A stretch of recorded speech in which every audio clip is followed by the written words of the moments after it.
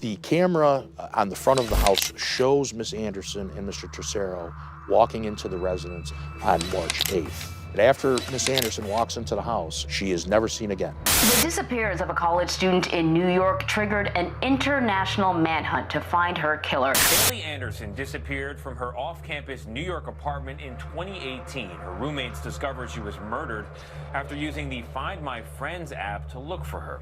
When I learned he was in Nicaragua before we could get to him, the first thing I thought was, no way, he got away with murder. People travel around the world to enjoy and relax.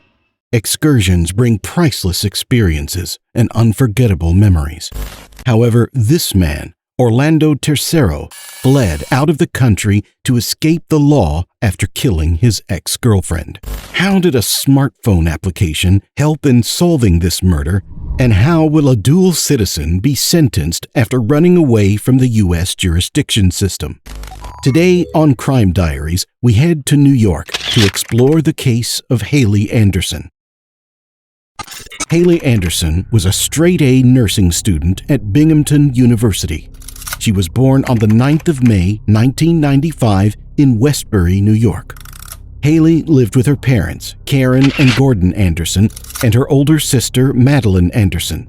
She was characterized as a sweet, fun, energetic girl, supportive and joyful with her friends and classmates.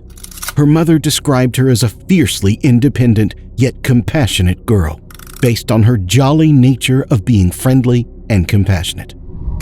Early in 2017, she met Orlando Enrique Tercero Moreno, who was a charismatic and free-spirited fellow nursing student. Orlando came from a well-to-do family with a background in the medical field and was a dual citizen of Nicaragua and the U.S.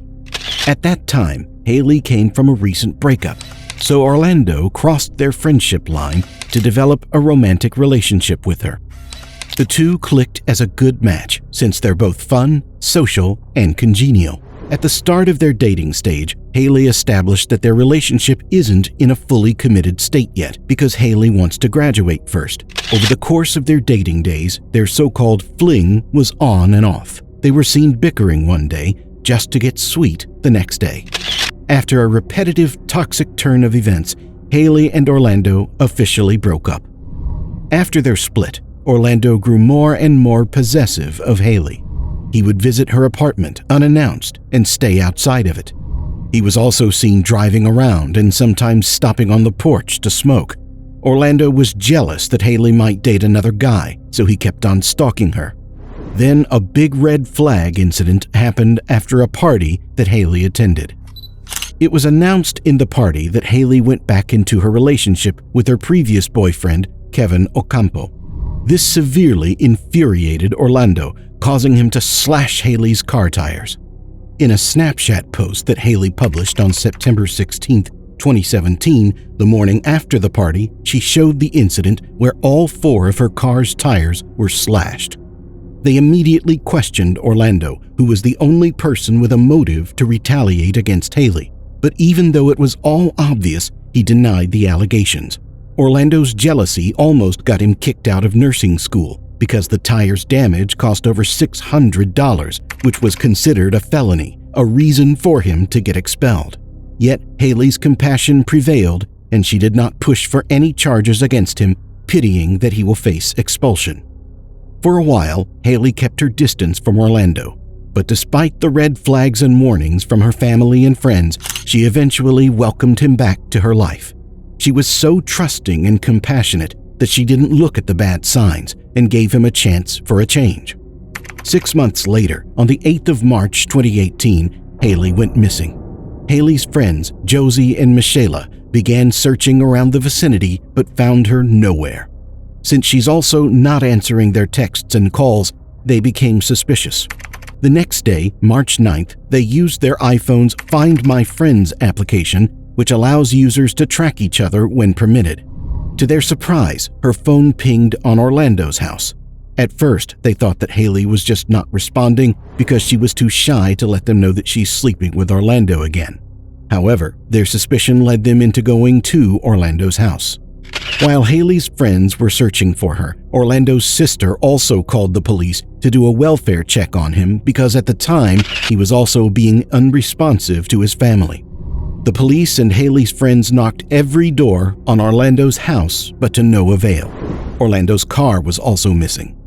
Due to the tension of Haley being gone for more than 24 hours, her friends decided to force their way in, as her phone was located inside Orlando's house through their iPhone application.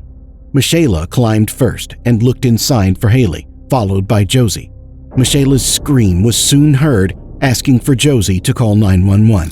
They found Haley's pale and cold dead body on Orlando's bed.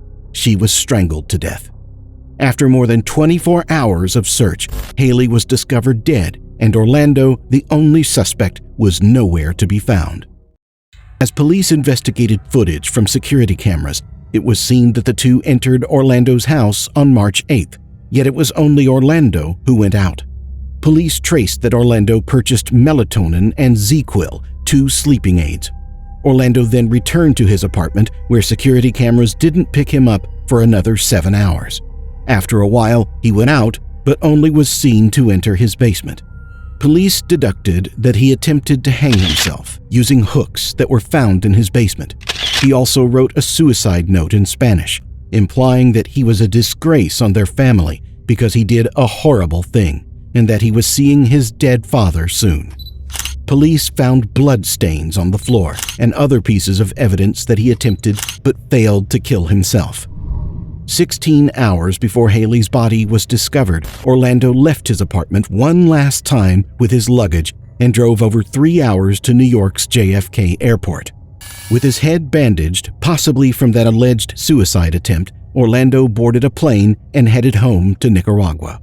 For several days, Orlando hid out in his old town of Chinandega.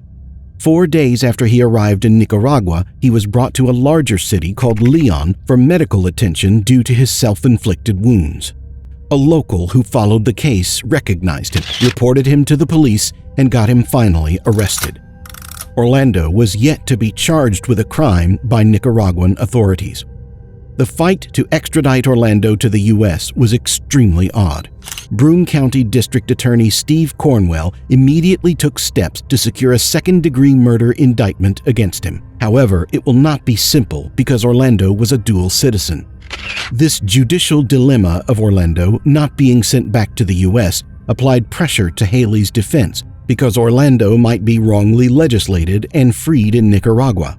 It was only after a year and a half passed in September 2019 when attorney Cornwell received a call from the Department of Justice. It was said that the Nicaraguan legislation will be the ones to sentence Orlando. Orlando was already charged with second-degree murder by a grand jury in the U.S. In Nicaragua, he was charged with femicide, a sentence that bears a bigger punishment than what he may receive in the U.S. Femicide is a type of murder which is specific if a woman was killed and the perpetrator had a relationship with her. On October 1st, 2019, Orlando's trials began with an atypical setting. The entire trial was conducted through teleconferencing. Witnesses testified from the Broome County DA's office to a courtroom in Managua, thousands of miles away. The trials were also delivered through translators due to language barrier. It was seen that Orlando was acting arrogant during the trials, posing as if he was bored. After the testimony, Orlando's attorney argued that Orlando was just temporarily not in the sane mind at the time when he strangled Haley. Orlando's team knew that there's no way for him to get away, so they pushed for an excuse to lessen his jail time by appealing with the technicalities of the felony. In an effort to prove it, a psychologist appointed by the court, Dr. Ronald Lopez Aguilar, was called to the stand. In his unbiased explanation, he said that there's no way to verify Orlando's claims, and the only thing sure is that Orlando was not suffering any mental issues at the time of the trials. Orlando's defense was also unable to provide evidence that he killed Haley during a sleepwalking incident. After allowing Haley's family to have their word, the judge called a brief recess and surprisingly declared that the deliberation will be given when they resume. It shocked both parties, as deliberations typically take a few days. There were no juries, and the judge was the final verdict in the trial. she returned with a bold statement denouncing violence against women. In her translated judgment, she implied that Orlando disposed of Haley because he did not accept that she had control over herself. The judge punished Orlando with the maximum of 30 years in Nicaraguan prison. Orlando had been convicted and brought the worst-case scenario to himself due to his attempt of escaping. Orlando's years in prison could have been shorter had he been legislated in the U.S. Also, unlike U.S. penitentiaries, the Nicaraguan prison was criticized for doing a bad treatment to its prisoners due to overcrowding, poor state of facilities, and insufficient feeding. Since Orlando was a dual citizen, he will also be resentenced should he enter America without a double jeopardy. No double jeopardy. So if for some reason he was released, the entire case can be tried here on behalf of the family. Haley was laid to rest in her hometown in New York. Gordon Anderson, Haley's father, accepted his daughter's diploma in her honor. Even though Orlando's imprisonment doesn't bring Haley back, it marks a closing and a start of a chapter of her loved ones' lives. She will forever be remembered as the sweet, quirky, compassionate, millennial hippie that she was. May Haley Anderson rest in peace. What are your thoughts about the case of Haley Anderson? Tell us in the comments section. Also, make sure to like this video, subscribe to our channel, and hit the bell icon to get the latest updates. This has been Crime Diaries, and until next time, don't be another statistic.